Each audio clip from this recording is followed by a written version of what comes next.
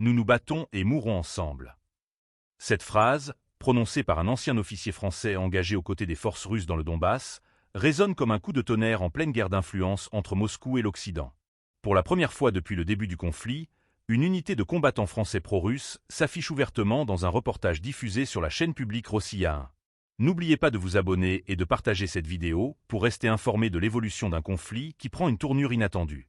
Le groupe se présente comme une résurgence symbolique du régiment Normandie-Niemen, cette unité mythique de pilotes français ayant combattu aux côtés de l'Union soviétique durant la Seconde Guerre mondiale. Une référence historique lourde de sens, reprise aujourd'hui par des ex-militaires français qui affirment combattre non pas contre un peuple, mais contre une vision du monde qu'ils rejettent. Parmi eux, un homme se faisant appeler Padré, présenté comme un ancien instructeur de la Légion étrangère.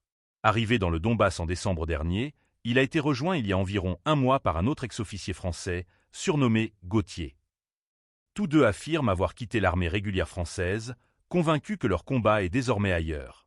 Face caméra, ils évoquent leur adaptation au terrain, aux nouvelles tactiques, notamment l'usage intensif des drones, très éloignés, disent-ils, des méthodes enseignées dans les armées occidentales. Mais ce qui choque le plus, ce sont leurs déclarations politiques. Gauthier va jusqu'à affirmer que la Russie et la France devraient être alliées contre les idéologies occidentales, qu'il qualifie de destructrices. Pour ces hommes, il ne s'agit pas d'un simple engagement militaire. Ils parlent d'un combat de civilisation, d'une rupture assumée avec les valeurs européennes actuelles. Ce reportage intervient alors que le Kremlin tente de renforcer sa guerre narrative, notamment à destination des opinions publiques européennes.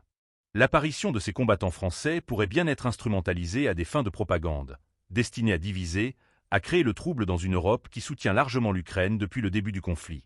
La présence de ces Français soulève aussi des questions juridiques et diplomatiques. À ce jour, ni Paris ni Moscou n'ont officiellement réagi à la diffusion de cette séquence.